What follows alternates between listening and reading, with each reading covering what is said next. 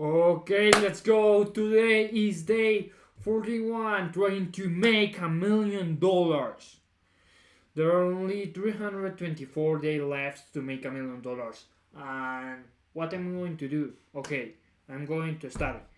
If you don't know what to do, study. If you already know what to do, keep doing it. If you are start doing it. If you are already doing it, keep doing it and never stop, bro.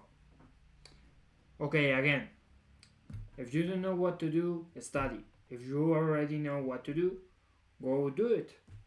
And if you're already doing it, keep going and never stop. That's what I'm gonna do. I already know what to do.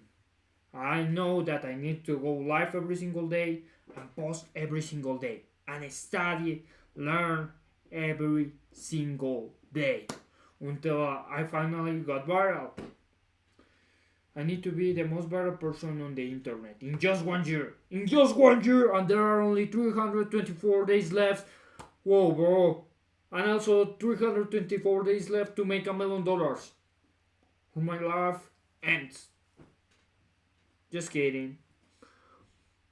But that's the truth. I only have 1 year to make my dreams a reality. Time is gone, bro. Every single day I have a timer on my profile. Watch.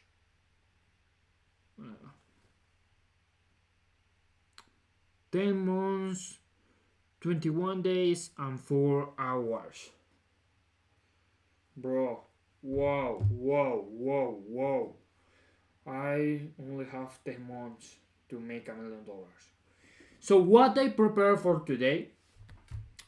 For today, I prepare a video from Simon Squid, but first of all, the counter, because right now we're 140 subscribers. Yo! Let's go, bro. Let's go. 140 subscribers. Let's go, bro. Let's go. Amazing, bro. Amazing. That's amazing. 140 subscribers. I hope to have my prediction for tomorrow is 150 subscribers. 151 subscribers. 151 subscribers for tomorrow's stream. That's my prediction. The truth is, I can't see the future, but I know that tomorrow I will have 151 subscribers. I don't know why, but I know that. I know that for tomorrow I will have 151 subscribers. So let's start with this, bro. 3, 2, 1, share screen. Okay, bro. I prepared this amazing video by Simon Squibb, a person that I really admire. How to start a business with zero skills and make it work. And make it work. Make it work. It work. Work. Okay? Okay? So let's start. Because, okay, I'm starting from scratch, but I already have some skills building funnels for other business owners. But I know that this video will be very helpful when I start selling shoes with my brand, with my shoe brand, Big Way, because Big Way is an official brand. It's an official brand. This paper right here demonstrates that Big Way is an official brand. So right now I need to make $1 million and I only have 1 year. Okay, 10 months, 21 days and 4 hours. Ah! Okay, no matter. Daniel Let's see Dalen just this walked me video. through the exact 8-stage blueprint he used to go from broke to multi-millionaire in less than 5 Multi-millionaire, okay. That's, wow, multi-millionaire, okay. And I want to be not just a millionaire, but a billionaire. A billionaire, bro, in the future. I will be a billionaire, I know that.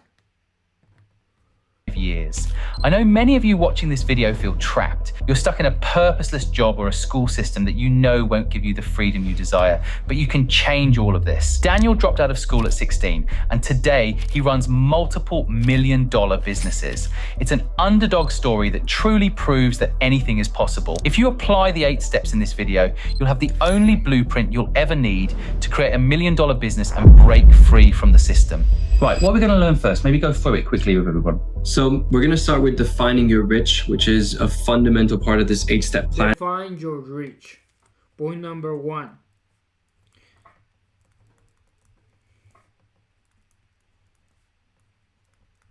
I'm learning about that because not only to learn but also to apply that.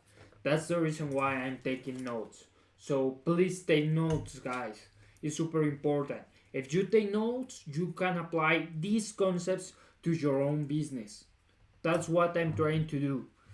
Not only watching videos, but also applying the things I learn live, on the live, so on the stream. I want to apply on the stream because I want to be completely transparent and honest with you guys.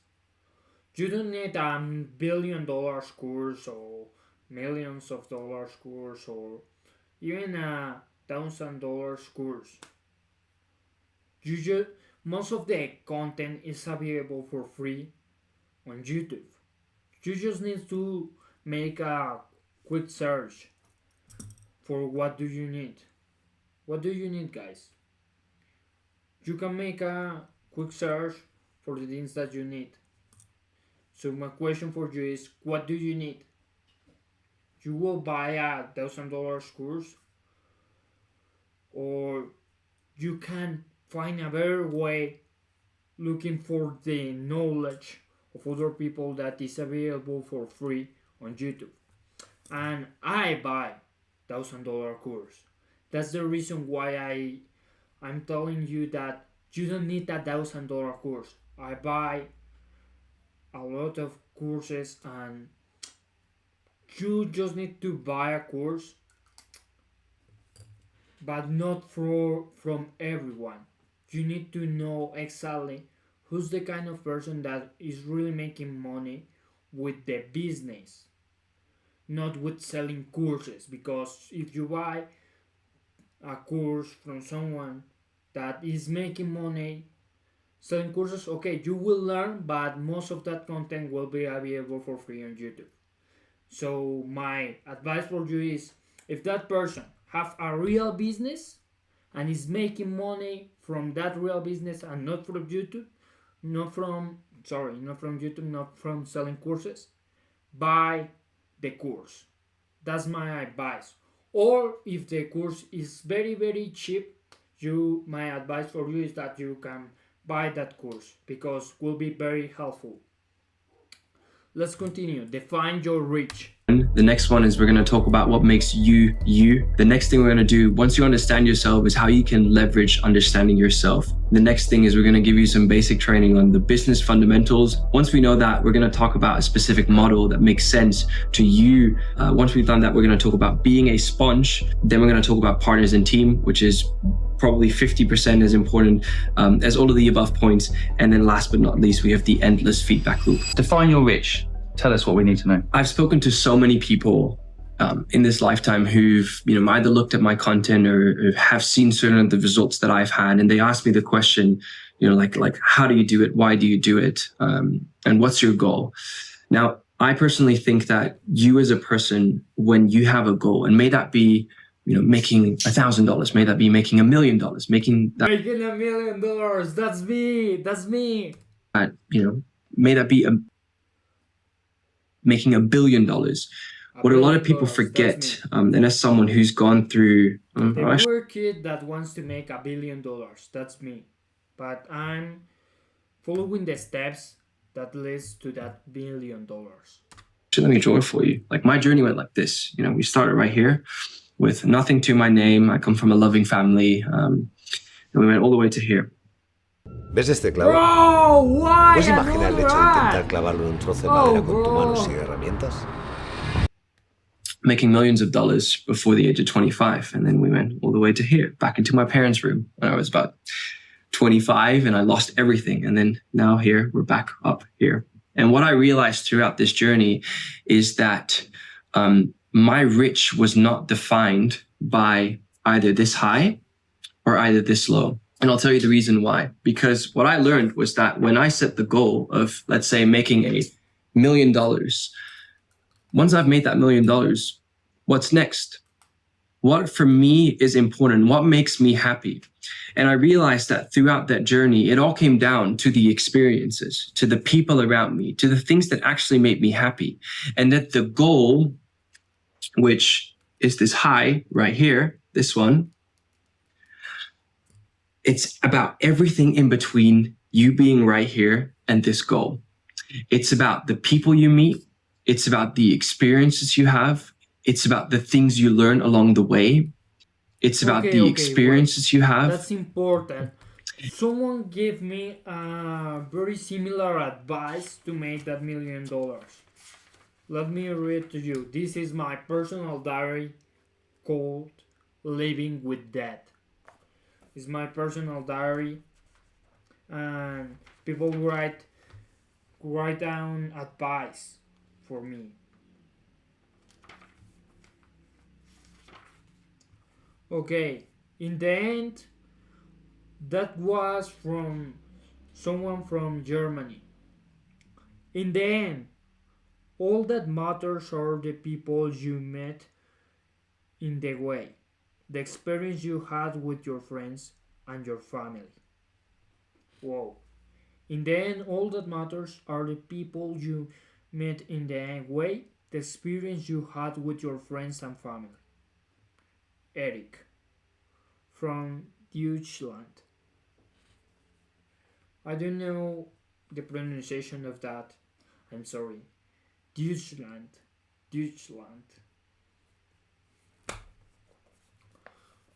It's about the people you meet. It's about the What's up, bro? experiences you have. It's about the things you learn along the way. And it's about I'm okay, I'm learning. I'm learning from Simon Squeb, one of the best entrepreneurs. I'm just learning and reading some advice that people write down in my personal diary, Living with Death. That's what I'm doing. hitting that goal and making sure that you do good. And it's about hitting that goal and making sure that you do good once you have received that goal. And this is a pattern that you should be continuously repeating, because this is truly what is it about. As someone who's gone through these highs and lows, has lost everything, has made everything, has lost everything, has made everything, I can really speak from experience and out of a place as someone who creates content to really help you, to really inspire you, and break out of a cycle of not feeling happy and starting to do something that you like. This is where it's about. So Okay, bro. Okay. you defining your rich is the first step. And that comes down to, obviously we have financial goals. Obviously we have certain achievements we want to achieve, and you write all of those down. But what I need you to do is outside of those goals, understand what's next. When I do hit those goals, what do I want to do? And the reason why That's I want an important question, bro. Okay. An important question for me. If I hit that goal, if I make $1 million in what's left of the year, what's next? What's next? That's the question. But I also have the answer for that question, because my project is not only make $1 million in 1 year. is a list of 100 things I want to do before I die. And I have a specific plan that doesn't involve the $1 million at first, but I will need a lot of money to make that happen. So that's why I decided to start with the $1 million journey, because I know that to do some of the things that are right down in this diary, I need to have money. And it probably requires a lot of money. That's the reason why I started with the $1 million.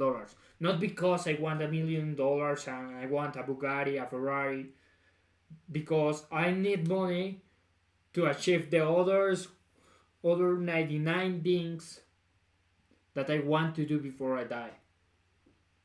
To do that is because those are the things that keep you sane.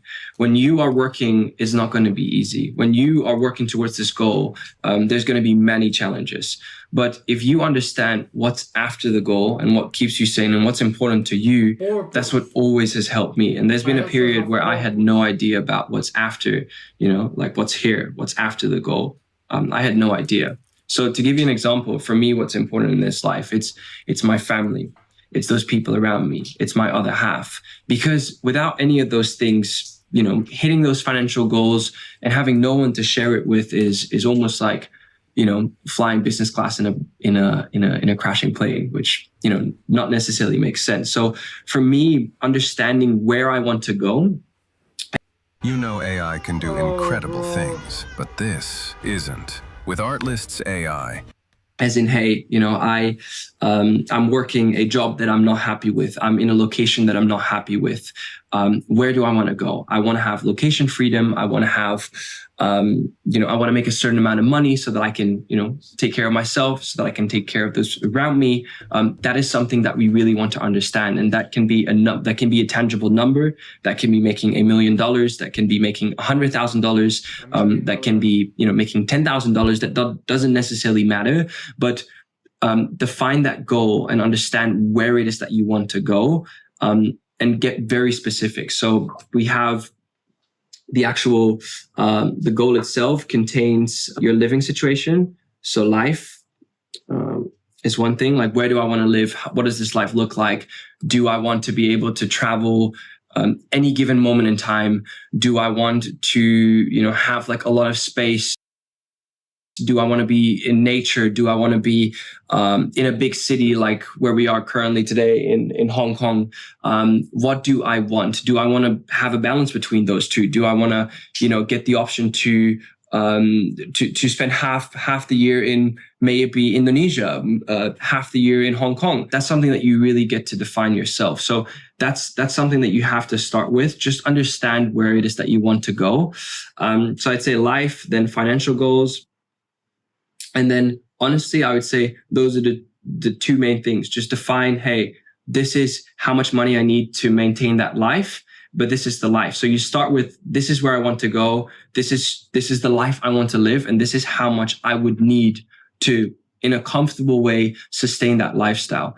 Now, once we have achieved this, and in order to achieve this, there's going to be this run up like this one right here to get to these goals. Now, one thing that I also need you to do is after these goals, when I live this life, what would I do? What would my day look like? Because I myself, and I've seen this pattern, which is something that is very hard. I also have a question for you guys. If you can drop it in the comments, we'll be okay. What's your dream, guys? So, what's your dream? That's my question for you. And also I have another question. How much money do you need to sustain the life that you want? That's the reason why I started with this specific thing. Because the list of 100 things I want to do before I die. Let me show you my personal diary. Okay, this is my personal diary titled Living with Death. In this diary, people write advice for me to make $1 million in just 1 year, and also I write the things that I want to do before I die. It's a list of 100 things I want to do before I die. So That's why I need $1 million. Probably I will need more than $1 million. I know that a lot of things that are written down in this diary requires more than $1 million. The things that I wrote,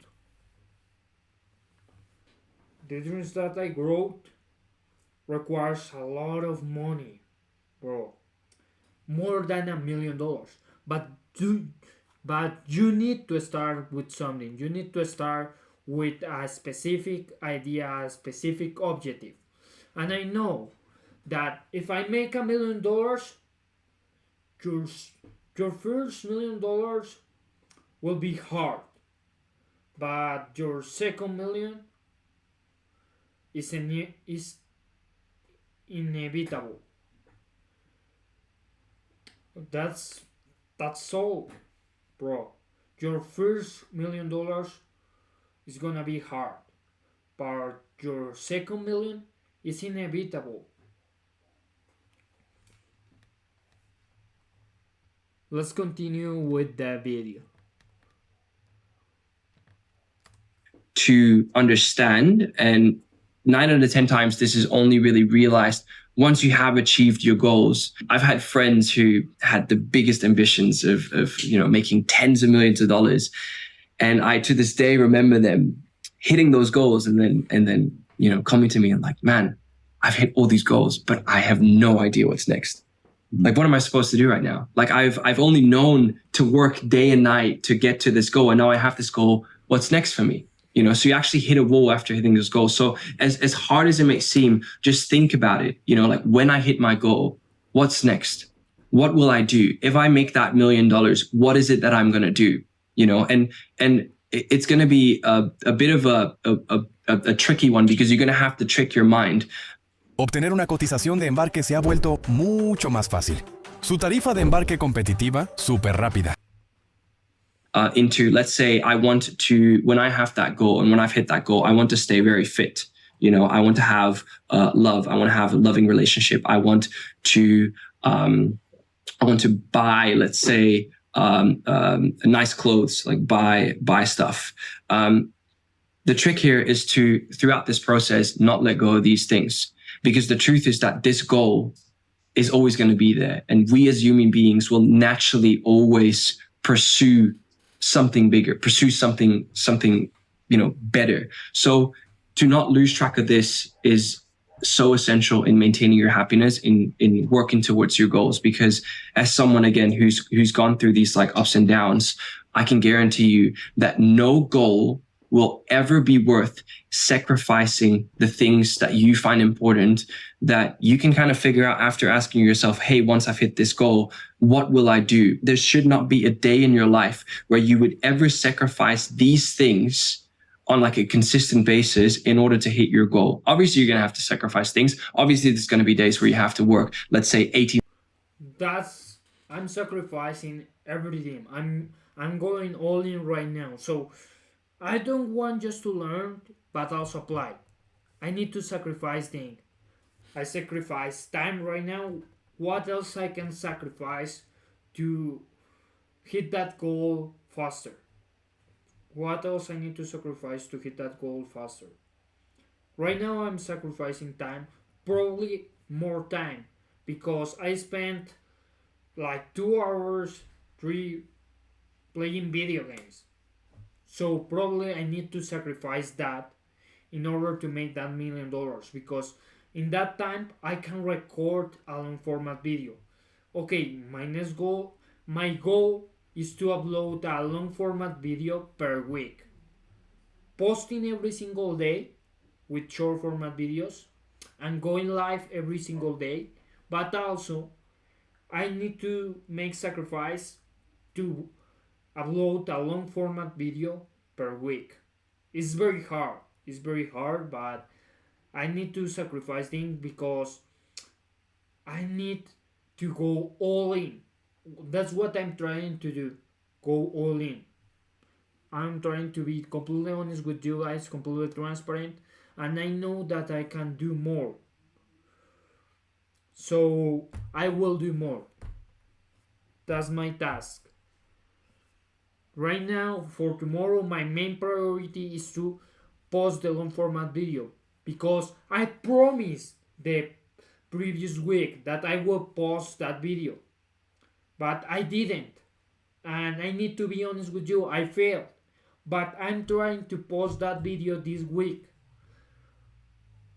Hours and you're not going to work out, you're not going to be able to see the people you love, or you're not going to be able to spend the money that you make. But there's always got to be a balance. So that's like, for me, one major step, especially as, you know, the audience that is currently watching is probably, you know, really driven, really hungry. To post that video this week, what I need to do, I need to sacrifice time. The time that I use just to chill, I need to sacrifice that time to post that video. We're really curious to get to these goals, and once they understand their life, to really achieve it. But as someone who speaks from experience and also out of a place of really caring for you and really, really wishing nothing else but for you currently watching to live a life that makes you happy, to not forget about these things. Yeah, the irony about the fit and the love bit, money can't really buy them. Exactly. You know, true love certainly can't. I'll probably get some comments that that's not true, but absolutely it is. You can't buy love, and fitness is effort and discipline. So you can't really buy it. Buying stuff, of course, you can use money to buy stuff, but I mean, stuff owns you anyway. Most of the stuff I bought in my life, you know, the car I bought that was nice, it got scratched. Now I have to get it fixed. It owns me. Exactly. Whereas love brings value and fitness brings strength. I also think what's really beautiful about this whole download is that what people should maybe remember is you've got to be learning along this journey. So, for example, if someone says their goal is, you know, to get rich, but they've never traveled, so they've never seen another country outside of where they live, they might not know that being rich could be just experiencing another country. Exactly. And going to Australia or going to Hong Kong, where we are today. You know, like, I think people don't know what they don't know, and they don't therefore know how to define what rich is for them. So one thing on this journey is always be learning, right? Exactly. Yeah. So I think like the best way to do that is just like add 2 quotes here, because rich is very personal. Yes. You know, like if you would ask my rich, it would probably be different to, you know, the rich that we would get from, you know, the people that we would meet on the street down here. You know, so I think it is something that, especially with, you know, the newer generation that has access to internet, that within, you know, 5 seconds of opening your phone, scrolling on YouTube and clicking on this title, you know, like how to start a business or how to become successful, you should not. When the doors closed last time, people went nuts. By popular demand, we are opening. Take any of the stuff that you see online as a main kind of direction on that's how it should be. You know, you get to define your rich. What makes you you? All right. For a lot of people that have followed me, for a lot of people that have, you know, seen me create content the way I do, it, funny enough, actually started with me and a whiteboard as well. Did we copy you by mistake? No, actually you didn't. You, I think, you know, it was, I mean, the whiteboard just happened to be there, but right. The concept really comes down to, you know, me understanding who I was. And that's also like what the title says, you know, like what makes you, you. When I, you know, started my business and started to just do anything outside of, you know, like my comfort zone, I basically started with defining what makes me, me, right? So if we're just for the sake of this example, we'll take Daniel Dalen, and, you know, you can use this exercise on yourself. And I was like, okay, you know, what makes me, me? So and again, like this evolves over time. And this is something that we're going to talk about later as well, when I'm going to talk about, you know, being a sponge, as in like you want to, you can create. I think that, okay, learn, apply. So right now, what makes me, me? What makes me, me? Probably my dreams, my ideas, that I'm crazy, I'm in madness right now, that I want to do the impossible. That things makes me, me. My dreams, my idea, my ambition. I consider myself the most ambitious man in the world. So my ambition, my dreams, ambition, and madness. That's what makes me, me. I'm crazy.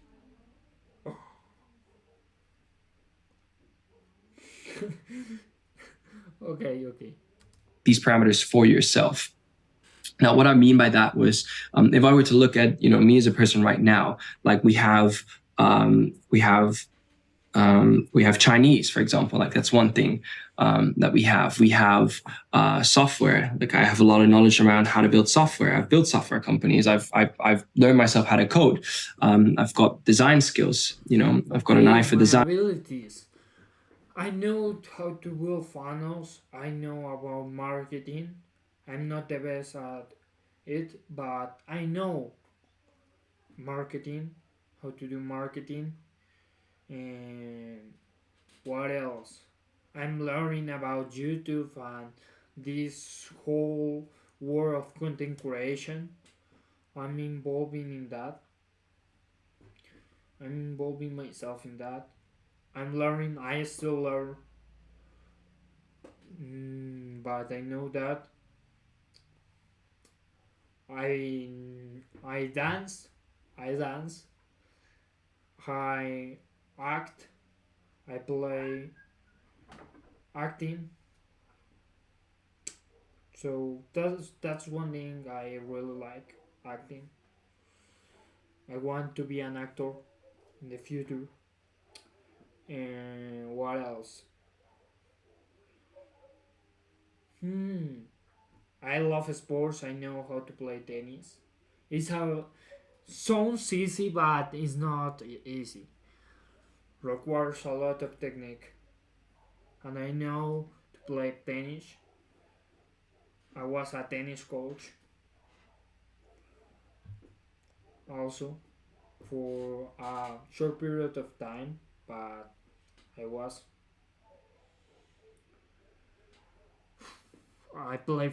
know how to play football and freestyle football. I know freestyle football.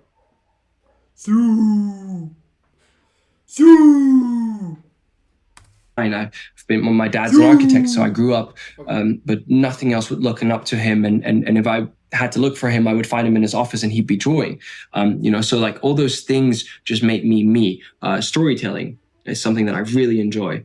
Ooh, I also enjoy storytelling with the long format videos. Wow, it's amazing.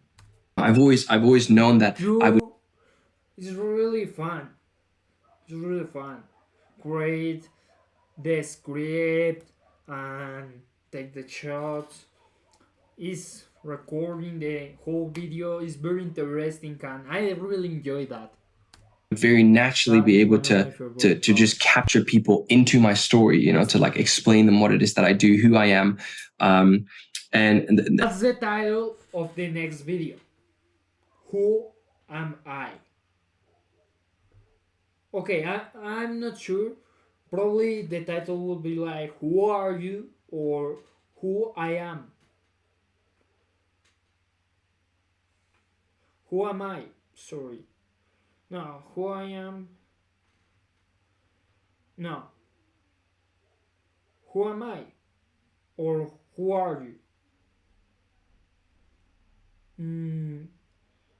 It's between who am I and who are you?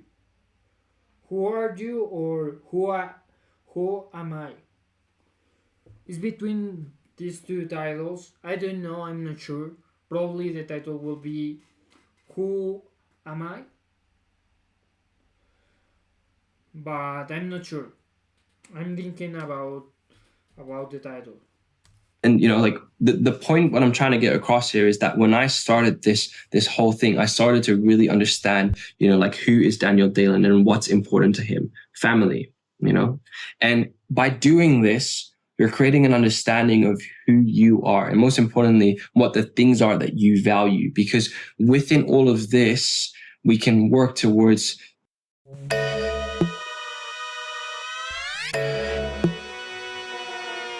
Hola, soy Víctor Moya. Hace años encontré mi lugar en el triángulo tecnológico que conforman producto, desarrollo y SEO. Identifico problemas, creo herramientas e implanto soluciones. Understanding how we can use this to our advantage, because these are things that are very close to us. These are things that make us very likely make us happy, you know, that we're confident in, because the fact that I can think about this and like, hey, who am I? Like, you know, I can speak Chinese. That's pretty cool. You know, that's something I'm really proud of. That's something I've put a lot of energy and time and dedication in. The same for software. You know, when people ask me, you know, like, what is the one thing that I'm most grateful for, that I'm most proud of? It's my family. It's those around me, my friends. You know, it's or even like, you know, the fact that I'm able to sit here with you right now and tell my story in a digestible way, so that I can actually help you, so that you can leave this video knowing that you can do this too. You know, so those are all things that make me me. And for this exercise, you know, all you have to do is to just write down your name and just start with bullet points. What is it that makes me unique? You know, like because we're all unique, and you just got to really dig and you've got to find. And you know, there may be a point which, you know, something we're going to talk about later as well. You know, like there's also a very harsh reality where you're going to have to, you know, realize that, let's say, none of these things exist. You know, like I simply just haven't put in the work of being able to, you know, speak Chinese, for example, right? So even when you have like a clean slate, look at it as a beautiful thing. Look at it as a you know, literally a blank whiteboard where, you know, we can even go to the extent of like, hey, I want to be able to do this. I want to, you know, like this is something that I would love to achieve, right? So even you doesn't have to be the present you. It can also be the future you. And you just got to be very, very realistic about where you currently are as a person and what it is that you are working with. So finding that balance between where you are right now, where you want to go, is going to allow you to, you know, create understanding, which is going to lead us to the next step. I find this bit, if I'm an audience person listening to this, there is going to be a lot of subconscious stuff that people believe is them and it isn't them. Mm-hmm. So, for example, when I was 14 years old, I remember it clearly, my mum telling a friend, oh, Simon, he's going to be a lawyer. Mm. And if you'd asked me at 14 to write this, I would have said lawyer. Mm-hmm. So there's some impression that people might have of themselves that isn't actually them. Mm-hmm. So you've also got to get deep in your subconscious and just be sure. And I think the way to do it is figure out what brings you joy, mm-hmm. right? So whatever brings you joy, you can make you. You know, you touched on it at the end. Exactly. People have to really be careful that they aren't being, I'm going to do this, I'm going to do that, and it's not actually what they want. It's what their parents want or what the friends think that person could do. Leverage. Let's do leverage. I love the word leverage. A little bit misunderstood. Step number 3. Utilize leverage.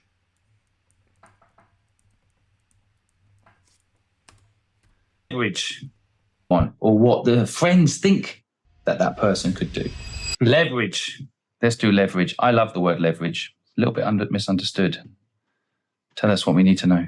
If you were to take everything that makes you, the basic fundamentals of business, the only thing that is going to set you apart from anyone is the leverage that you have. Let's take this YouTube channel, right? We have the highest quality of content. We have the most amount of output.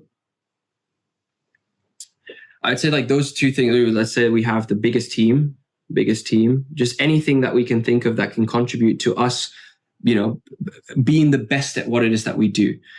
If you lean into each and every single quality, the thing that's going to differentiate you from anyone else is how much you lean into your leverage.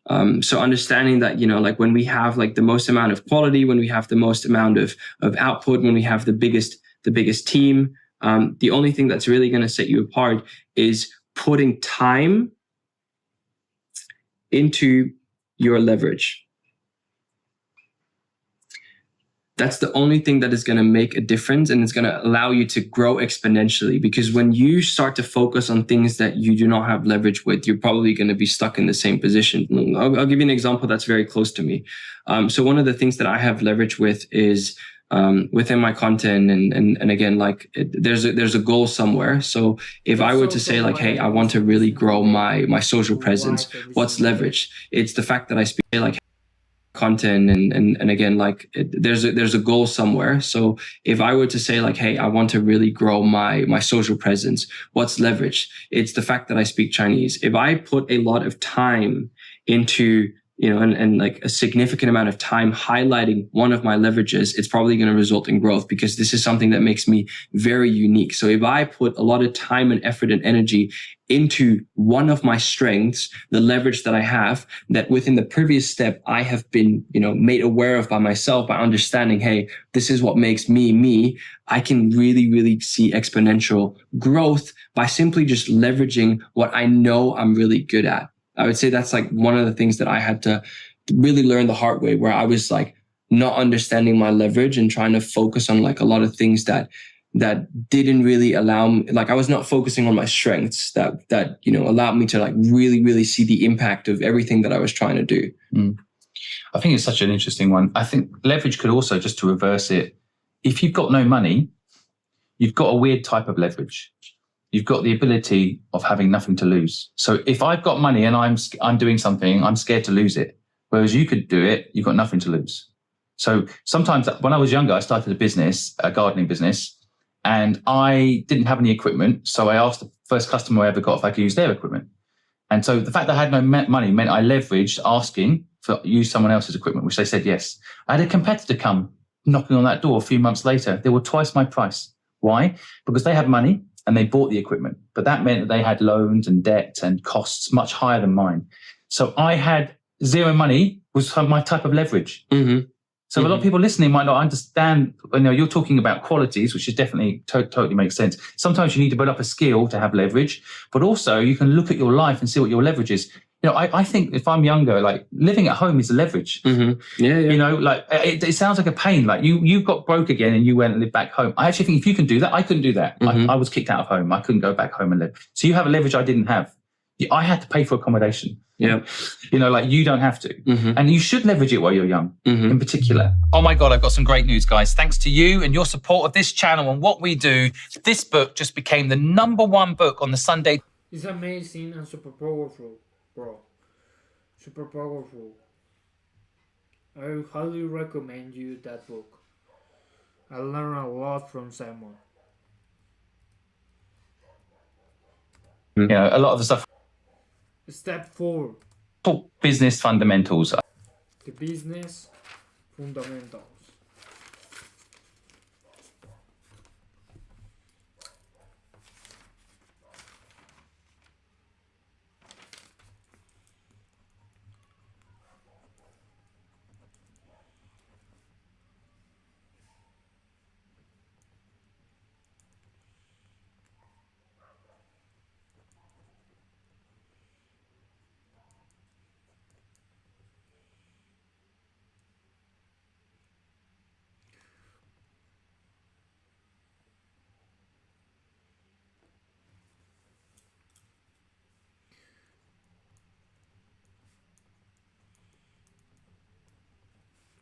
Okay, step number 4.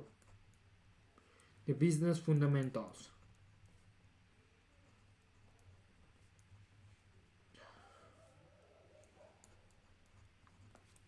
I love this title because this is very practical. You know, a lot of the stuff we've talked about so far is kind of inner work and general awareness of yourself, which is really important. But let's talk about business fundamentals. What do you want people to learn here? I think business in itself can be something that is extremely complex. You know, it's this really funny thing where it's like the most complicated, but yet still also the most simple thing. And if I were to break business down into like the most simple way possible, for you to really understand what really business is about, it would come down to 3 things. And I would say the main one, the most important one, is people. That's the one thing. In the world of AI, people are thinking you don't need people. You definitely will. You definitely need people. Everything comes down to people. Even within AI, it's basically just mimicking any human interaction to like, you know, get as close as possible. Everything within this life, every relationship, everything we do comes down to people. So even when you build a business, when you start a business, it comes down to interacting with people. May that be indirectly through some of the things that you build, may that be software, may that be through the people you hire. Everything comes down to people. Now, the second one is product. Es posiblemente una de las decisiones más importantes para tu negocio. Tu decisión clave es... What is it that you give people? What is it that people interact with? And then I would say the last one is feedback. If you really zoom out and if you, based on my experience, talk about what it's been like for me to build businesses, it comes down to the people, and that is like who you work with, what you do, who you sell to. The product is the actual thing that you deliver. May that be a service, may that be like an actual physical product, which again, like always stems back to like their needs. May it be solving a problem, may it be anything in terms of convenience. It all comes down to the people. And then the last part, it is feedback. So to give you an example on how this would work or how this would translate into actual practical knowledge is, and this is the one that I'm most excited about, the feedback, because this is one that you will always repeat, because this one right here, step 3, is going to make you question the 1 and 2 at all times. So let's take an example of just starting a business. May it be let's say an email marketing agency. All right, so we have an email marketing agency. So what are we delivering as an email agency? We're going to deliver emails. To who are we going to deliver emails? To people. To what kind of people? I'm going to again keep it close to me. We're going to do this for e-commerce brands. All right. How does this translate into a product? We're going to send emails to the clients of e-commerce brands to sell their products, which comes down to basically email marketing, to start convincing, again, taking you back to people, why they should buy that product or why they solve that specific need or problem. Right? So we have e-commerce brands and then we have their customers. This may all seem, like pretty basic, pretty standard. Okay, we have an idea. We're going to send emails for these e-commerce brands. Now, this is where it gets interesting. And this is like really what the game of business, like the game we're all playing, is about, which is the feedback. So let's say we have this idea and we're going to do this, and we find one person and we're going to send out emails and we're going to get absolutely 0 results. That is feedback. That is an action. That is an outcome that is going to allow us to get, one step closer to improving this. And that is really what business is about. It is making these continuous steps of doing something, understanding that you're dealing with people and that you're selling a product to people, and then figuring out feedback in order to do this better and better and better. So let's say in the first step, we send out 1 email, no results. So we have 1 email, no results. Now that may be very, very uncomfortable. That may be very discouraging. Then we're going to send another email. And you continue to do this and you gather feedback until 1 email hits. Now, this is really going to, again, and it's in the most simple way that I'm trying to explain it, that when you start a business, you have a product and you gather feedback in order to really figure out if that problem is worth solving. And then also what you do is you understand how big the problem is that you're solving. Because once you understand... Okay, that's very important, because in the previous stream, in one of the past streams, we discussed the problems that I'm solving with the shoe brand that I want to launch. That the shoe is comfortable, the cost, and the third point is comfortable cost. I don't remember. Wait. Let's open Miro.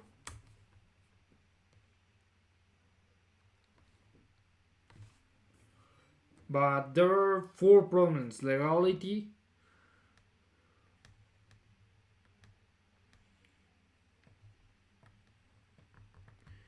is this. Okay, 4 problems: durability, cost, comfortable, and legality. That are the problems that I'm solving with the shoe brand that I want to launch. These are the problems. So That's very important because the bigger the problem, the farther you get, and the more money you make. Simple as that. And these are the problems that I'm solving with the shoe brand.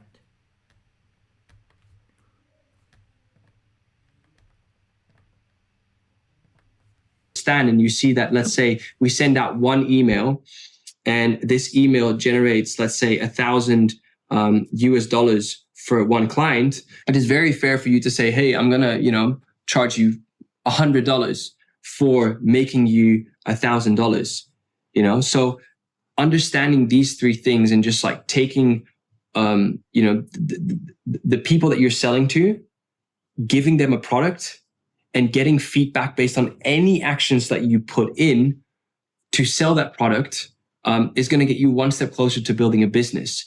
Now, there's obviously like a lot of layers to this entire like 3-step kind of plan by understanding the people, understanding the product you're selling to them, and listening to them, which is the feedback that is going to allow you to improve the product. There's obviously like a lot of different layers. And that's why I said business can be both extremely complicated, but also extremely simple, because the product itself can obviously have so many different evolutions of turning this into actual systems, into automating this, into hiring more people to complete, like to repeat all of these processes and delivery of these products. And that is obviously what's going to allow you to scale your business. I would add that I think the people piece, make sure they have a purpose. Because I would say, don't manage people, manage purpose. If people believe in the purpose, and the product, of course, is built from the purpose, the problem that you're trying to solve. So it solves a problem for people. And the feedback loop, make sure you get the feedback from the right people. Like Steve Ballmer, when iPhone was launched, he's, market leader, Microsoft at the time. What's the purpose of Big Way? I want to sponsor the best runners in the world. And take them beyond human limits. That's why, because my dream is to create a world of impossibles. So with my brand, I want to sponsor the best runners in the world and take them beyond human limits. So right now, I'm gonna write it down. I will write it down because it's super important. Purpose.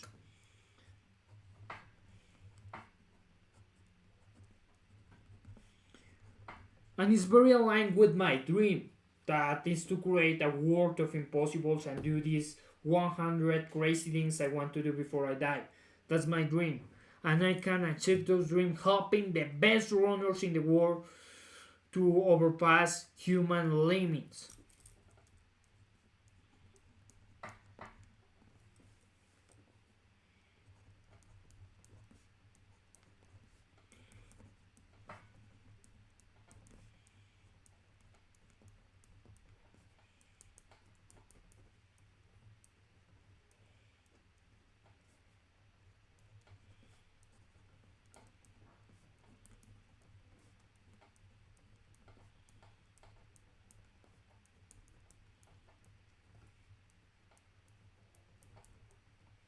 Perfect.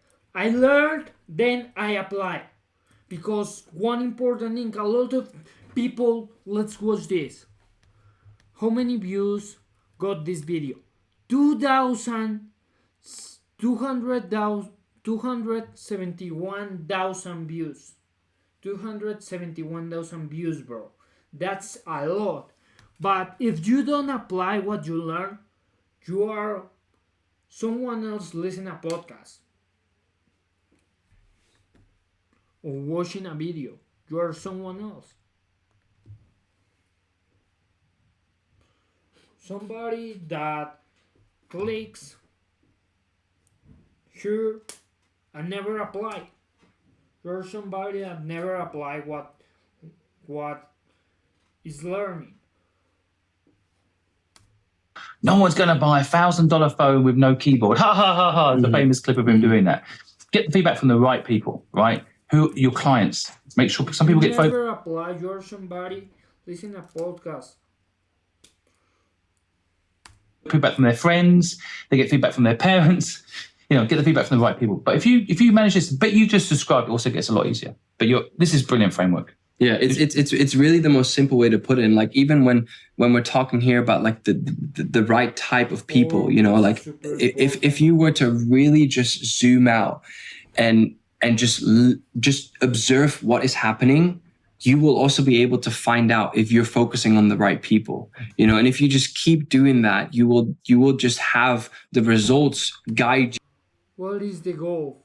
41 days watching videos, taking notes. I'm sure you learn a lot, but when do you plan to apply? Right now I am applying, bro. I'm applying what I'm learning.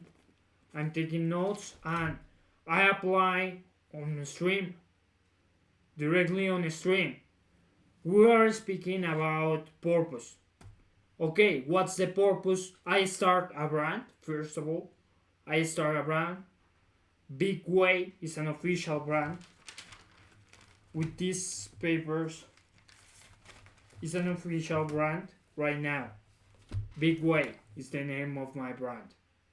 And I also define the purpose of Big Way. Also, in the previous stream, we define the problem that I'm solving. I'm solving this problem with the brand, with the shoe brand. So I am applying what I'm learning right now. Right now, Simon and this guy were speaking about purpose. So I define the purpose of Big Way. No, Big Wave, no. Big Way. Let me show you. With the arrow. This is the brand that I started. This is the brand that I started, and it's an official brand with these papers. Right now, it's an official brand.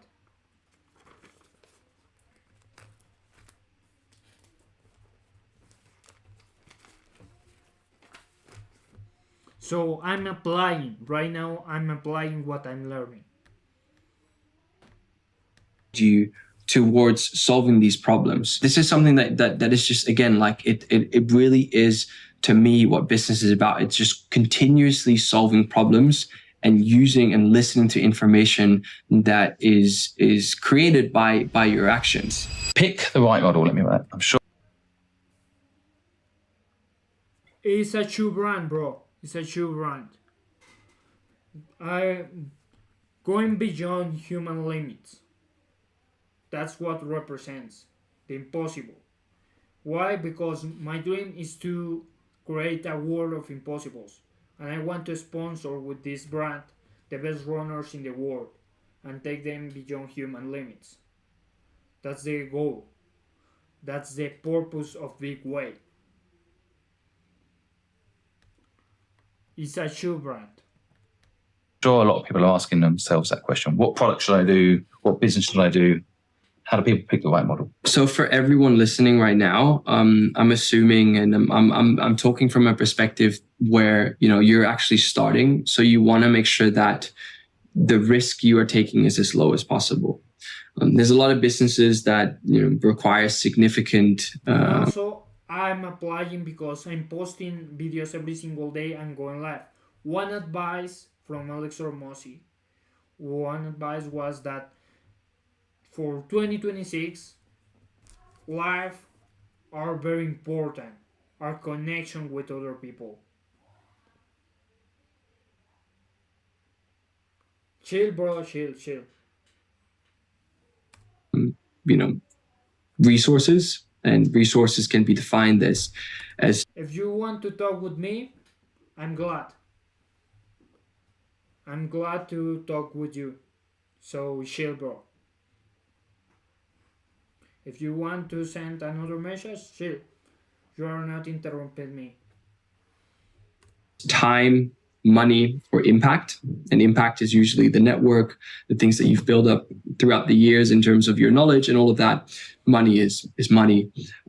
And of course, time is very valuable as well, because you can only, and everyone watching here has the same amount of time a day. So for you to start figuring out the right model, and again, also taking it back all the way to step one is like, define your rich, what's important to you. Because if I were to give you an example of wanting to start a bakery right now here in Hong Kong, it's a physical business. Like there's physical presence, and you may want to make sure that you're there at least like 3 to 4 times a week. Those are all things that you have to consider within your model to make sure that they align with, like you're rich. Like, do I want to travel, every week if I would want to, while still doing this thing, right? So I would say like defining your model really comes down to understanding the recurring pattern of the business, the physical freedom, and I would say the specific niche. The recurring pattern is a pretty big one, where and like these other 3 ones are pretty straightforward. But when we have like a recurring pattern, to give you an example, with the business that I'm running, is we help brands to fulfill orders from China. Within my business, a client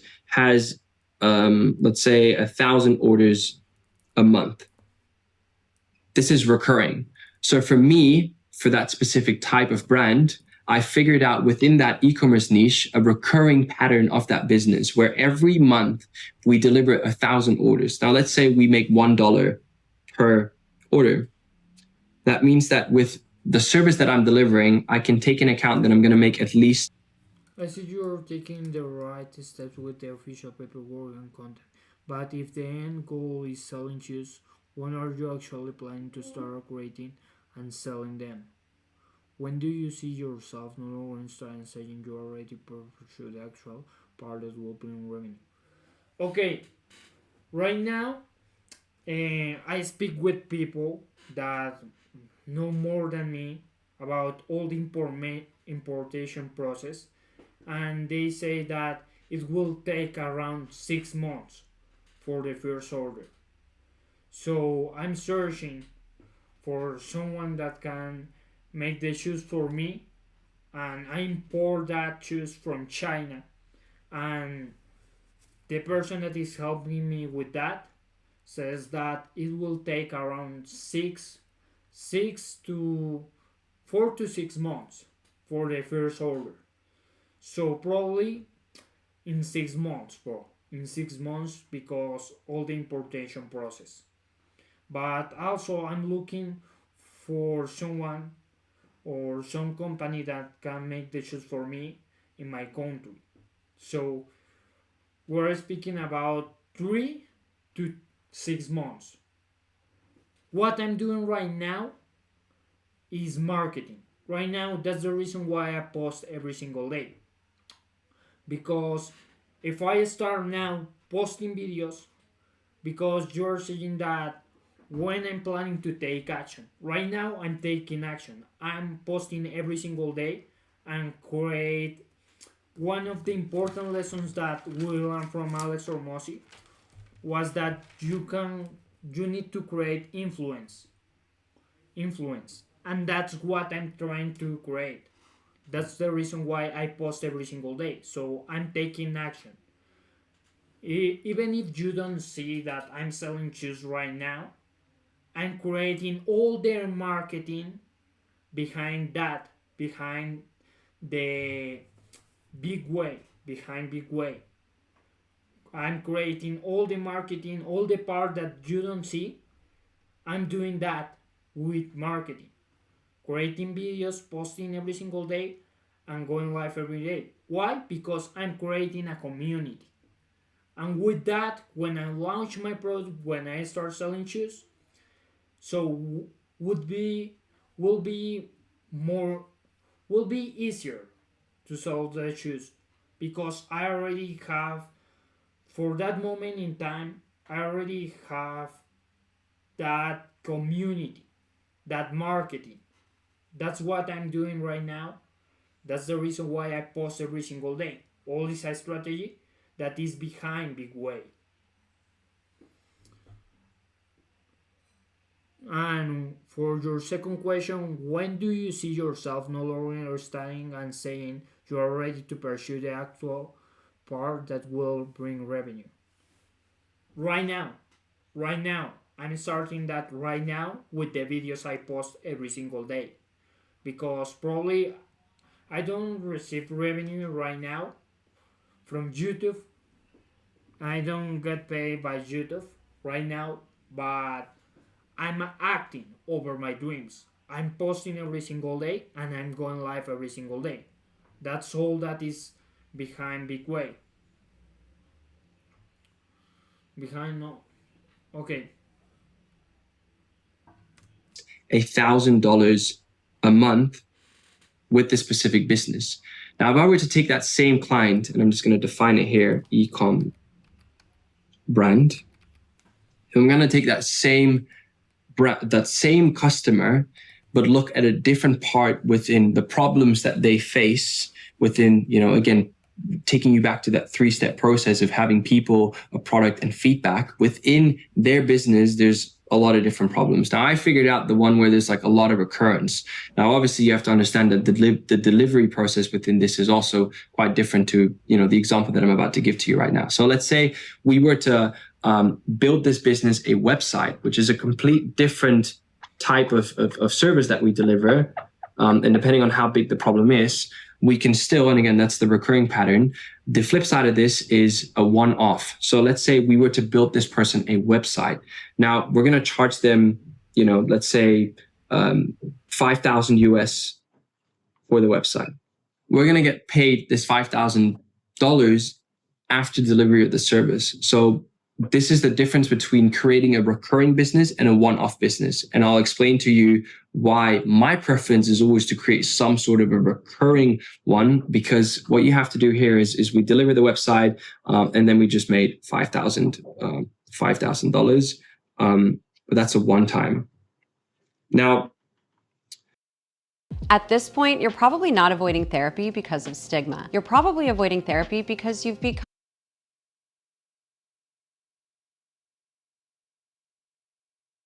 the recurring pattern is so interesting to consider because you have to acquire this customer. You have to put in marketing efforts. You have to put in time, energy to get that customer. Now, within the recurring model, once I have gotten that customer, he'll stay with me if obviously I keep doing my work well, if I keep delivering the service. So for you to just create awareness of like, hey, I've solved this problem. Can I recur the solution of this problem every month, or is this one-time thing? Is something that is really important for you to consider. Ultimately, you could argue that within 5 months' time, I would make the same amount of money than like the one-off. So within certain models, you can just simply outweigh like how much effort do I have to put in order to get this outcome for this to be worth it? So this is something that you really have to think about. Like when I do figure out that, hey, this is the problem that I'm solving, this is the recurrence of the problem that I'm solving, and this is the size and the amount of pain that I'm solving that justifies me to charge this amount of money. One thing I'd like that, because I actually built Asia's largest digital agency, and a part of it was building websites. And what happened was we would get a one-off fee from CNN to build their website, let's say £200,000. Then we would charge them hosting, which was reoccurring. We'd charge them email marketing, which was reoccurring.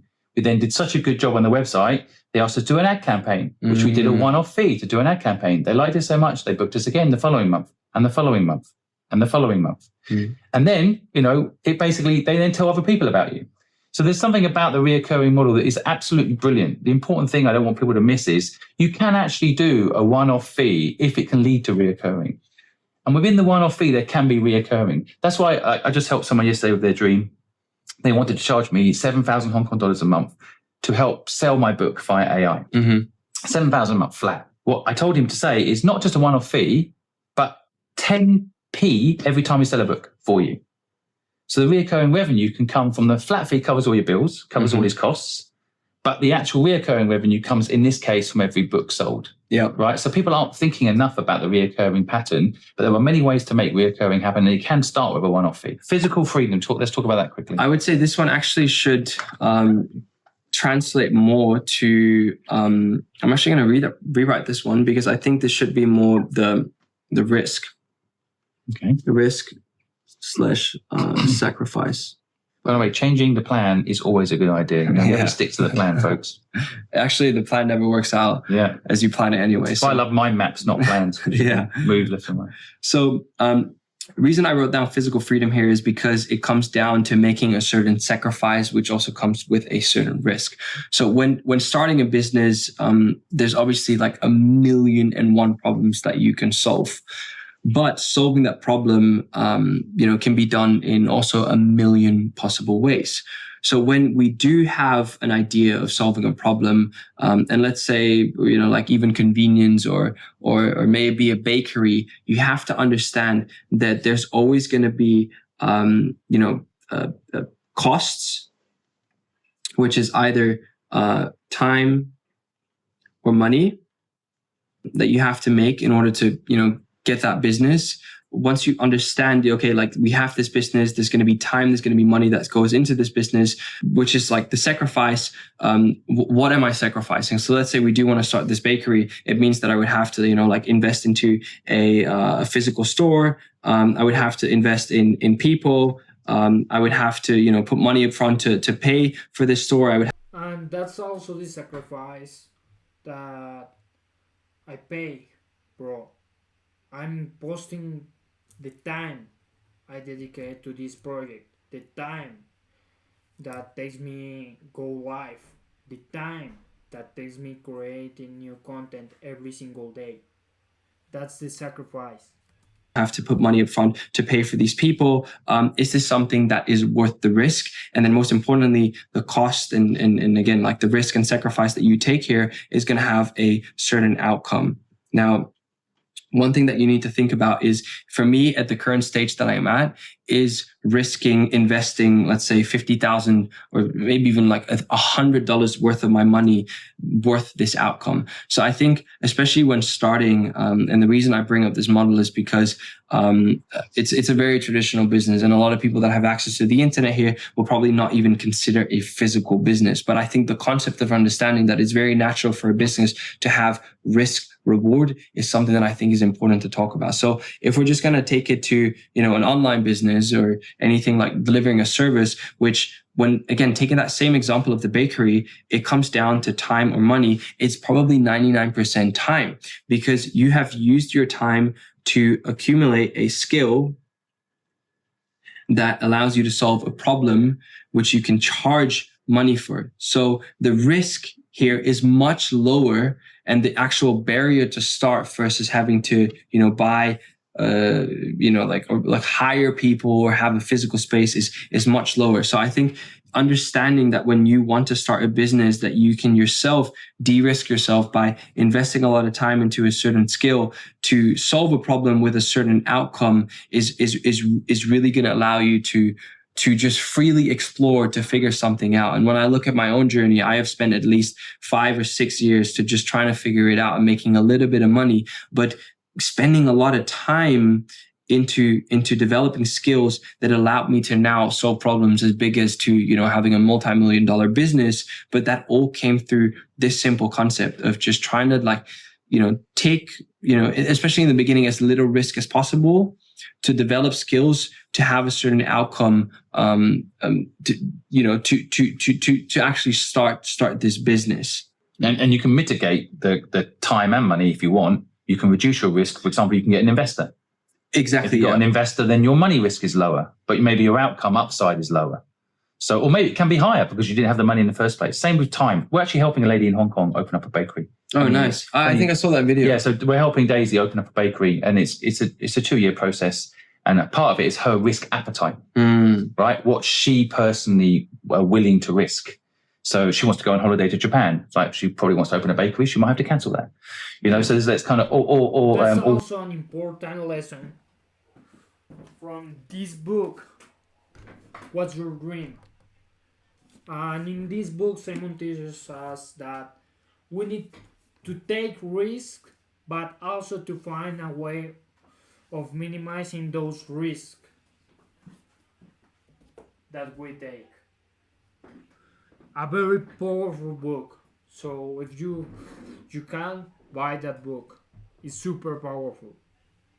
wait until later in the year when she opens it. So there's risk, right? You lose time, but you can bring in a baker to do the baking for you. You can bring in a manager to run it for you. So now you're risking more money than time. Niche. Quickly tell us about niche. Niche. So when talking about a niche and in business, like one important thing in this part is that riches are in the niches. That's an important lesson that I learned from Dan Martel or from Alex Hormozi. That's why I define my niche. I don't want to sell shoes for everyone, but for a specific niche. People that runs marathons and Ironman. People that love running and want to compete. That's the niche in which I am. Because I can sell shoes for everyone, but one important thing is that riches are in the niches. So I define my niche and I want to sell shoes for people that want to compete. Any of the examples are kind of Now creators in every genre rely on OpusClick to find their best, most authentic moments. I don't know what AI is.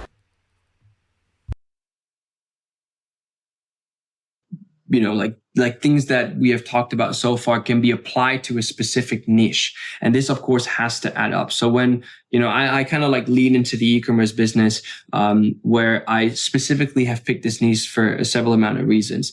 It's a rapidly growing market. So it's there's clearly growth in there. There's a lot of money involved. There's a lot of people doing it. There is no physical presence needed because it's all done online. All the marketing, all of the interactions, and majority of it is done online. You can find these stores very easily. And the reason I'm telling you this is that picking this niche within your business, it has to make sense. It doesn't make sense to sell a $10,000 service to, let's say, Okay, it needs to make sense.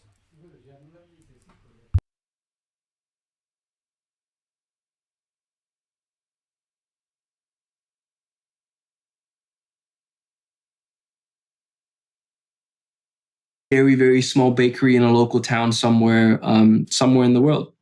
You've got to make sure that all of these things, like the amount of money you want to make, like the recurring pattern, the risk you want to take, and the sacrifices you have to make in order to deliver those outcomes have to fit your niche. So for you to do a little bit of research around, hey, I want to help. And again, like you can broaden your niche. So to give you an example, if we were to start a payment processor, how would we do that? Because that's like a very, very broad niche. Like everyone deals with payments. But in order for us to really start doing this properly. And also a lesson here is that if you select a niche, that doesn't mean that in the future you can expand to other niches. But choosing a niche is one of the most important things because riches are in the niches. But that doesn't mean you will be all the time for your entire life in that niche. A good example is Gymshark. Gymshark started in a very specific niche and then expand. The best way to do this is pick a very specific niche. Now, let's say we were to build a payment processor for barbers. We're going to build the best possible payment processor for barbers. This is going to give us a lot of leverage because we can really define and approach these people saying like, hey, we know there's like a lot of payment processors out there, but we have specifically built this solution for this type of niche, which allows people to feel understood, which is going to, give them confidence to work with you. And once you start to really like work within that niche and actually expend your knowledge base around the feedback and improve that service, you can very naturally reach out to other businesses. So then all out of a sudden, we're going to say, hey, we're going to replicate this concept and provide payment processing to, let's say, bakeries. And by just understanding their problems and understanding their needs, you really get to, start with a micro niche and slowly broaden out. People don't realize that every big business has picked a niche at the beginning. Yeah. Apple picked creative people. If you look at any history of any successful company, that Facebook picked universities. Yeah. They own a niche. And what I would suggest to people is maybe put niche at the beginning. The reason I say that is you can pick a niche back to your who you are. So, for example, if you like fishing, you really love fishing, you might have an understanding of that niche and have leverage. Also, you're passionate about that niche. Now you're thinking about fishing. There's not enough fishing tackles. There's not enough apps telling you where to go fishing. You can look at the recurring revenue, and the risk is actually less, but the sacrifice might also be less because you'll be involved in an industry you're interested in. So picking a niche that excites you, that's underserved, is probably an interesting way to go about it. So not necessarily in this order. These three things combined are magic, but you can put niche at the beginning. It might actually help you, right? Yeah. Be a sponge. Let's talk about be a sponge. Throughout my entire career, and this is like, I touched on it lightly just now. I have always put myself in uncomfortable growth positions. And what I mean by that was that, let's say I wanted to get this outcome, and let's say that was making $1,000, whatever. I always looked at the outcome and it's like, hey, this is what I want to achieve. Now, there was an opportunity that came on my pad, which is in this case, opportunity, which was building a website. Now, the only way for me to get to, capitalize on this opportunity to the outcome was knowledge. Well, I'll tell you what, I did not have that knowledge. So this was not here. What did I do is I forced myself in a very uncomfortable position, taken up on that opportunity to basically force myself to learn this knowledge. And that's what I mean by being a sponge.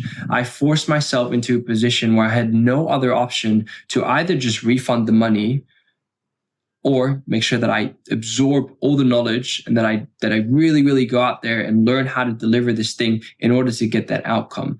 So throughout my entire career and to this day, I mean, I'm doing it a lot less now, but it's more that with the people that work with me, I tell them, like, take on opportunity and force yourself to learn.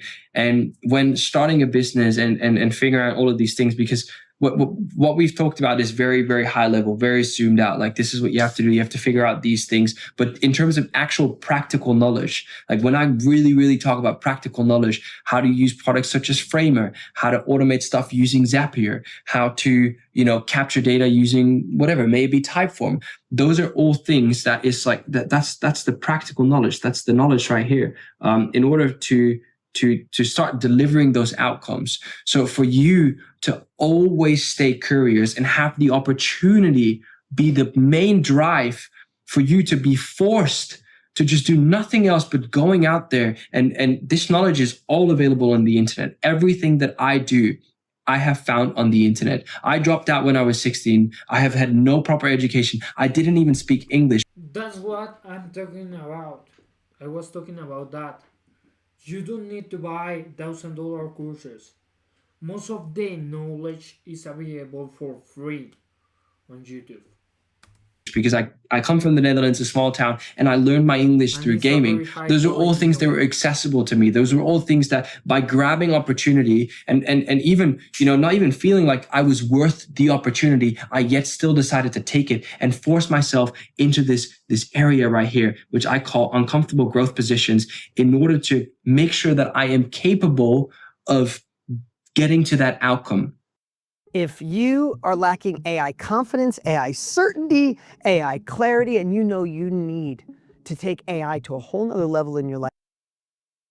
And that's what I mean by being a sponge. So for everyone watching, understanding that when opportunity presents, don't be scared to take it. Worst case scenario, and again, like you can even just like get rid of the $1,000 and just be like, message someone like me, and I can maybe even shine a little light on how you can do that. But even if you were to say like, this is completely for free, you would still be able to get into this space. The only reason why I really like charging money for it is because you will have a lot of pressure, because understanding the monetary value of getting to that actual, outcome is going to push you. It's going to make you uncomfortable. You're going to be like, oh my God, I've taken $1,000, which is so much money for you at that stage. you're gonna feel that pressure, and it's gonna very naturally just push you into this space where you're gonna be that sponge, where you're gonna have no option to just absorb and get good at that skill in order to get to that outcome. I quite like free,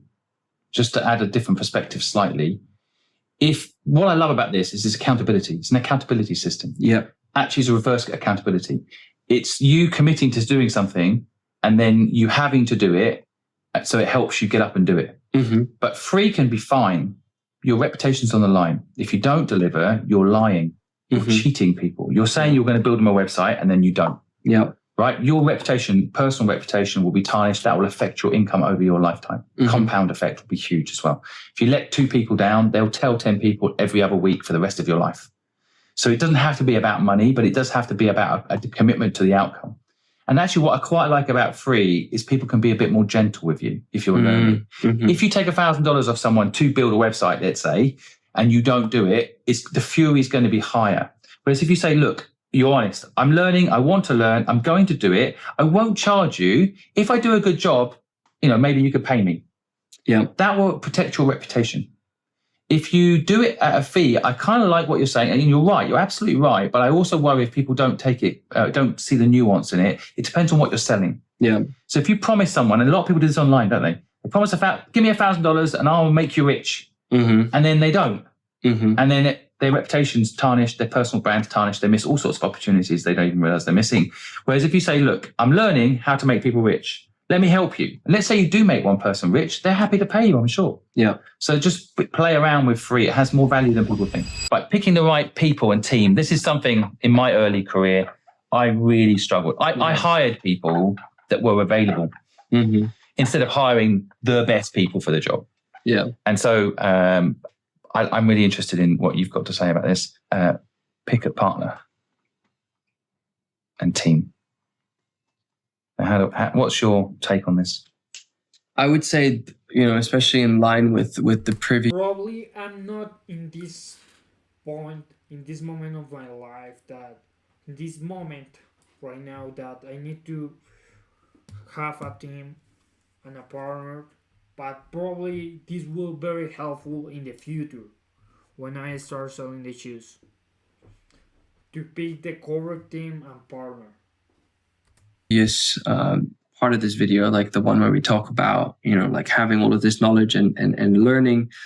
Because there's 2 types, right? We have a business partner and we have a team. Some lessons that we learned was that you need to know what are you good at. What are you good at? And write it down, the things that you are good at. And choose a partner based on the things that you are not good at. But also you need to know the things you are good at and the things that you love doing. And in the other part, the things that the business needs and you are not good at, or you don't love that part so much. So you need to know the things that you are good at and the things that you love. And with that, you can choose a good partner. Now, I'm going to talk about a team first, because one thing that you have to understand within your business, and this is probably after you've gone through all of these different stages, right? You've got your, little bit of cash flow up and running. You understand the problems that you're solving. You understand the processes that you have to do yourself to solve those problems. And now we're going to think, okay, how can we scale this? How can we replicate this by either using systems or people? Within business, there is 2 types of people. There's people that learn, and there's people that implement.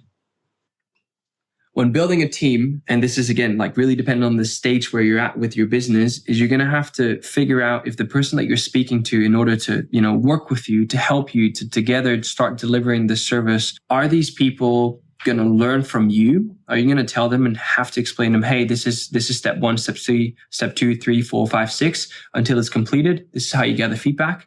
Or is this someone who's going to tell you, hey, in order if we want to double the size of the business, you're going to have to do this, this, this, and that. these people often come at a price, because what is happening right here when you find people that implement, and this is a stage that I am currently in with my business. You have to find people that are here, and you have to convince them to come down here to take you here. Because that's really what implementation is. It's applying knowledge to systems that, you know, could need and use that knowledge. So when putting together a team and you understanding your business, those are two extremely important things to understand. Is this person learning, or is this person implementing? Now, then just having this concept as one individual thing, just like live on this whiteboard here. Step 2 is to understand what it is that you're hiring for. One of the biggest mistakes that I have seen, one of the biggest mistakes that I have made myself, is I start to hiring when it's too late. So what I do is like, oh, hey, I need to hire someone for this specific thing, but I don't necessarily understand who I want to hire. What is this person doing? What is this person, you know, who is this person? What do they find important? What are their values? And how, you know, like who are they? So really defining who it is that you want to hire, define who you want to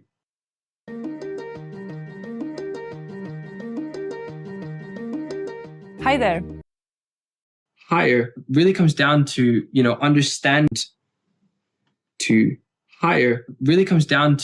know, understanding what it is that needs to be done. So ultimately, when, you know, bringing on team members within the business, they're going to do something. They're going to repeat, they're going to execute a process that is either existing in the business, or they're going to create a new one in order to push the business forward. So before you even think of, you know, talking to people, do your research. And then like the third part is obviously just making sure that once you have this understanding, to interview to see if they're fit or not. And that comes down to, you know, the values these people have. You know, do they really resonate with the company? Of course, I've been through this so many times, but I want to make sure I picked your brain completely before I give my opinion. But like the learn and implement piece. So in a small company, people don't have as much money.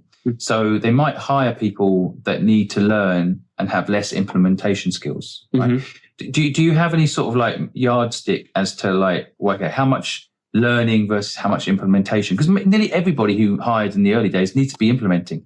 Yeah, 100%. Right? Because there's no room for like management meetings and long discussions, and this stuff has to get done, right? So a lot of generalists are hired in the early stage of a company. As you grow, you need specialists. 100%. So, but for people listening, let's assume they're starting out. Is there any characteristics of the person you're hiring where learning is a good reason to hire them? Because they might not have their defined skills yet. They might not have the implementation skills yet. Within this part, the most important thing is hire character.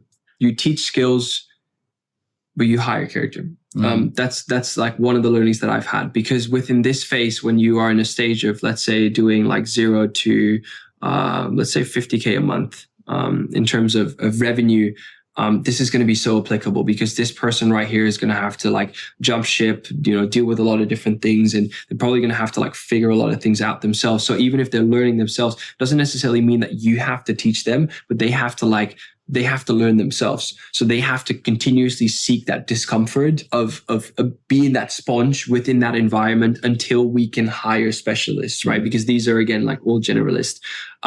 So it is very normal to in the beginning stage, either have you apply knowledge that you have accumulated on how your business works, on what has been working, for them to repeat this and, you know, like obviously make it their own through their own learnings. But at some point, you're really just going to grow and grow and grow until you're going to reach this point where it's going to be, you know, like 100K plus a month, to whatever. Like in my business, it's like multiple 7 figures a month. And then you're really going to figure out specialists. And then what's going to happen is when you reach this stage, you're going to have like one specialist where very likely they're going to have people below them that are the learners. Mm-hmm. But you're going to remove yourselves. At least that's what I've seen. I'm going to remove myself from being this person. You know, like I'm going to be right here. And I'm going to pick that person, and they're responsible for managing their own P&L within that apartment, within, you know, making sure that they're their systems are followed and that they have people that can grow to really manage that specific thing. But by the way, you as a founder of a company have to go through this process too. There's probably another 100%. level here, which I always call chairman, actually. Basically you want to get to chairman, right? You might be learning, building a business, and then you get to implementation and you're hiring learners, and then you hire the implementators and you go and become the chairman or the head of the organization. What's interesting, a lot of people will say, to be a good leader, you need to install systems. Actually, it's not true. To be a good leader, you need to hire people that implement systems. yeah, I know. Yeah. Oh, super powerful lesson, bro. Whoa. I need to rewatch this part. Leader, you need to install systems.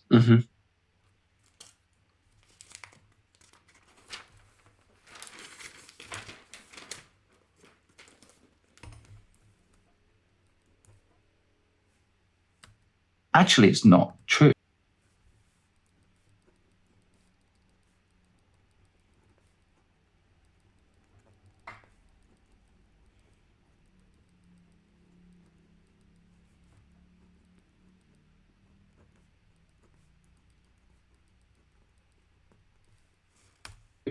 To be a good leader, you need to hire people that implement systems. yeah.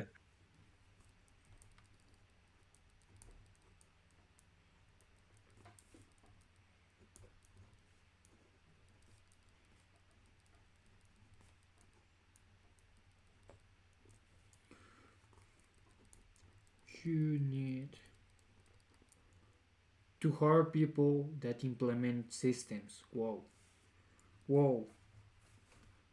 I didn't know that. Whoa, I learned.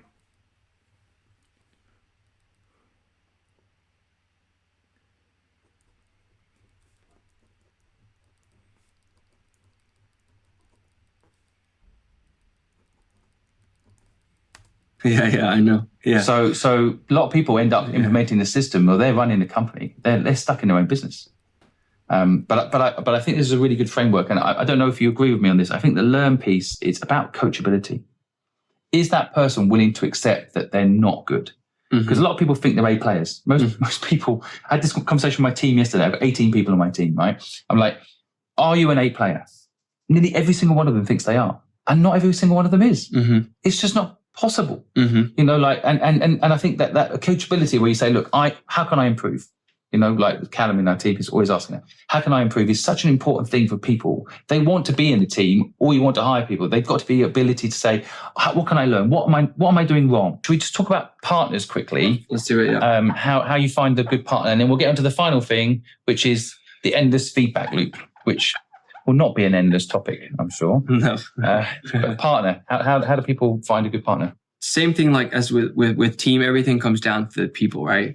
So when talking about a business partner, and I always refer to partner as just like a general thing, like anything within partnerships from your other half to friendships to business partners to team members. It's all a partnership. Now, one thing that is extremely important, and as someone who unfortunately, and I'm sure Simon, you mentioned that you've also did have some unfortunate experience when picking the wrong business partners, working with the wrong people. Many times. I unfortunately have had those experiences too. And I think like one thing that really, really is important when picking a partner, it really comes down to loyalty. Because I've had people, as I mentioned, that love me, step me in the back. But to find a partner that you align with in terms of values, that you can trust, and that will wake up every single day. And again, like it applies to business, it applies to personal, that chooses loyalty to figure things out and always talks about whatever is happening, made up like any problem that you face from feeling inequity, like saying, hey, I feel like I'm doing more within the business, and having like a non-personal approach to those things for the sake of bettering the business is something that is extremely important. Because I really, unfortunately, have had a lot of experience where I brought in people for like the sake of a partnership, but then find out that they're in it for the wrong reason. So one of the things that has really helped me, again, in line of like, you watching and wanting to potentially make a business partner, having a friend that you get along with really well, that you want to start this business with, I would say one of the most important things for me find a good partner is starting with what's their why.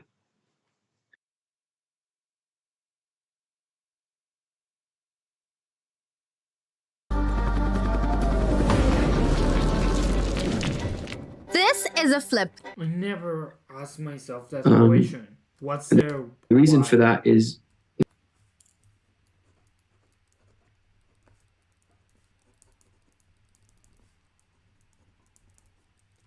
what I have learned throughout the years of running a business is that often people are in a business for something, right? It can be the freedom. I've had cases where people were just in business for the recognition. They just wanted to be known. They wanted to be known for something. They wanted to, be able to talk to people and say like, hey, this is my business. This is what I do. So really like the acknowledgement. Some people are in it for the money. So really understanding the why of your partner that you're about to work with is so important, because you'll notice that when there's a difference between what's your why and like why you're in this business and they're solely doing it for the money, there's going to be friction about, and I've had this myself, where there's things that you would not be okay with, because they would do stuff that, they're so fixated on the money that they would make decisions over, like just standard morals. So those are things that I've experienced. So really understanding the why behind, like one of your business partners is one thing that is really important. Then I just also think in line with that, also character. You don't have to be exactly the same. It's often a good thing when you're very different, but to understand what this person is like, what they find important, what makes them happy. Those are really things that are so important to consider within a partnership. Because when doing a business, it's, you don't always have to be friends. Like it's completely normal to just keep things business, but obviously to make things easier and to make them more fun, it is nice to make sure that you can get along. But that doesn't always have to be the case. But it would be a good thing to at least create awareness around like the one partner being absolute chaos, like no structure at all, and the second partner being extremely structured. What's going to happen is there's probably going to be a lot of friction between these two, right? Because we have chaos, an insane amount of chaos and an extreme amount of structure. Now, there's going to be two ways that is also, and it's going to kind of like lead into point 3, is the level of communication, which I'll get to in a second. I'll just explain this one first. A good partnership, if this is the case, you have one person who's extremely chaotic and you have one person who's extremely structured. What should happen is natural conversation about how do we balance this out? How can I make you more structured and how can I let you go of a little bit of structure? And whenever this is brought up for conversation and you have conflict and someone starts to take it personal and they're like, oh yeah, why do you think I'm so chaotic? Why do you think I'm so structured? It's not about the bigger goal that you have collectively within the partnership. So if you have a goal of making this business work and the chaos is affecting you get into that goal, or the structure is affecting you get to that goal because you're overthinking everything, or there's no plan at all times, you're going to have, this friction. So if you can have, and again, that's like point 3, quality of communication, that is what's going to define a good partnership. If you are able to figure these things out at all costs and be able to critically give feedback without that person taking it, personal, and always keeping like a very, very, zoomed out perspective on, hey, if we do this, this is best for the business, and you deal with that conflict, that's what, in my opinion, really defines a good partnership. All right. The endless feedback loop. Last but not least, I'm assuming. I'm going to lean into the no pressure, because that is really what this last part is about. Even recording this session, even talking about all of the things that I've talked about, even running the businesses that I'm running, or, like the businesses that Simon is running. And this is something that everyone will relate to. And even you being here with me at the start of your journey, maybe midst your journey, maybe towards, a point where you feel very stagnated in your journey, is there is going to be an endless loop. Everything that we have discussed today, everything that you've consumed, being that sponge, consuming that knowledge. You always need feedback, and a good way to get that feedback for you guys, you can apply that right now, is to offer a lead magnet. What's a lead magnet? Something you offer for the lead in order to get what you want, like a gift or like a reward that you offer. And you offer a lead magnet and you can get feedback. It's a very good way, and one of the best ways to get feedback is with a lead magnet, because the people want that reward, so they will do anything as possible to get that reward. So if you offer a gift or reward, that lead magnet, people will give you the feedback. That's an important lesson. You can get feedback with a lead magnet. It's one of the multiple ways you can get feedback, but it's a very good strategy, the lead magnet. Can be applied to each and every single stage within your business. So just writing down like all of these different stages, and we're just going to call them boxes.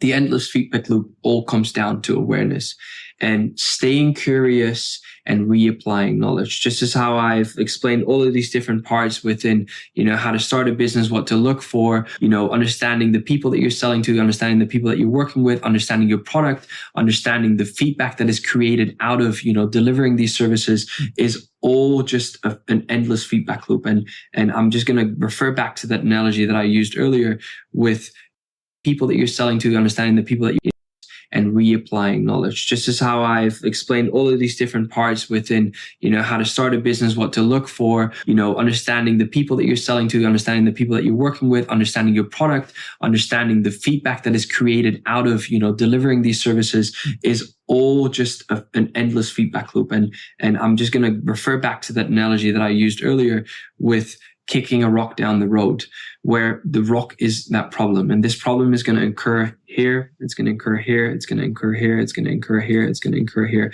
And the only thing that you need to do is to continuously stay curious and gather feedback of what is happening in order for you to keep going to that next stage. And this is something that is just something that you just have to accept. Like, no matter what happens, even to me today, to Simon, anyone else, we always need to improve. And also, that's something that I'm doing right now with the streams.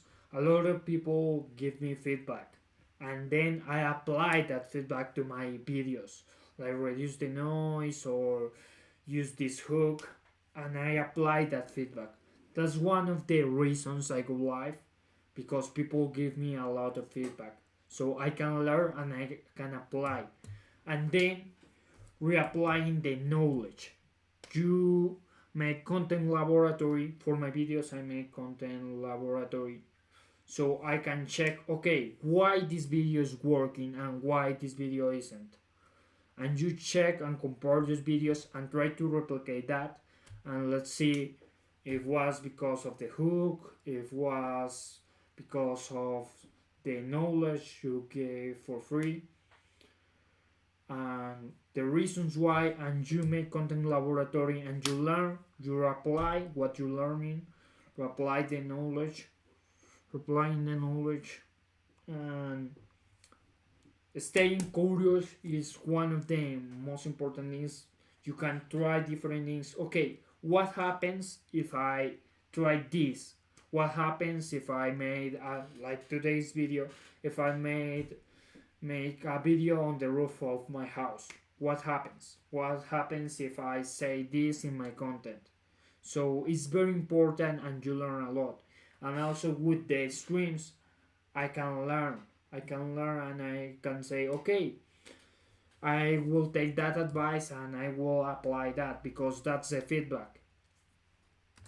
And you can only do that by staying curious and questioning what it is that is going on. And this is, again, like a very zoomed out lesson of like even taking the knowledge that you have today and try and see if you can deploy that into everything that you have going on right now, and just staying curious and just continuously keeping to have, like this understanding of your position right here, your position right here, your position right here. And let's say you are here right now today with me, and you're about to start your business, or you've actually already started your business, and it's simply not working.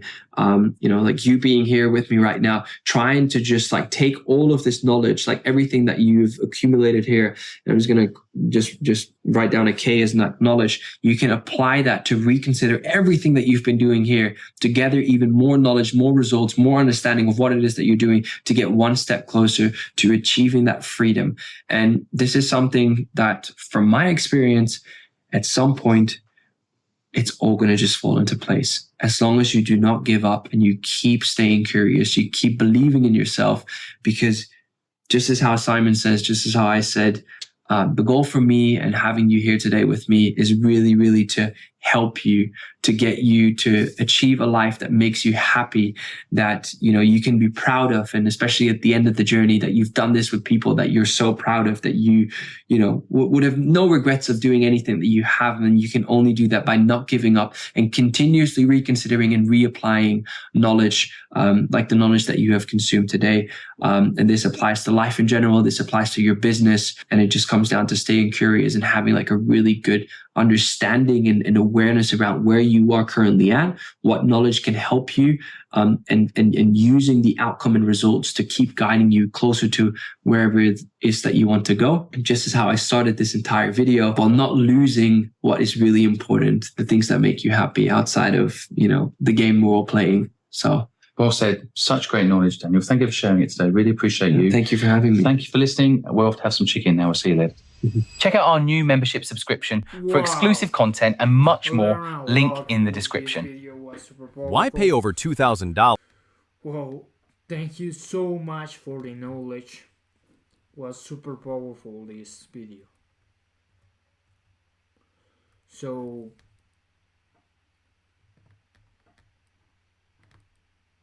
that's all for today, guys. I learned a lot, and I also need to apply all this knowledge. The important thing is to apply the knowledge. Not only learn, but also apply. So I will try to apply this knowledge to my personal brand and to the shoe brand. I will try tomorrow to apply all this knowledge to the personal brand and to the shoe brand. For now, I really want to sleep. It was a very long stream, but thank you so much for staying here with me. I really appreciate it a lot.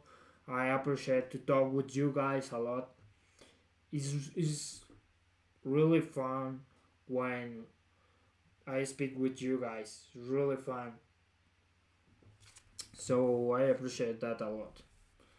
Thank you so much. We are 140 subscribers. Yo, bro. So,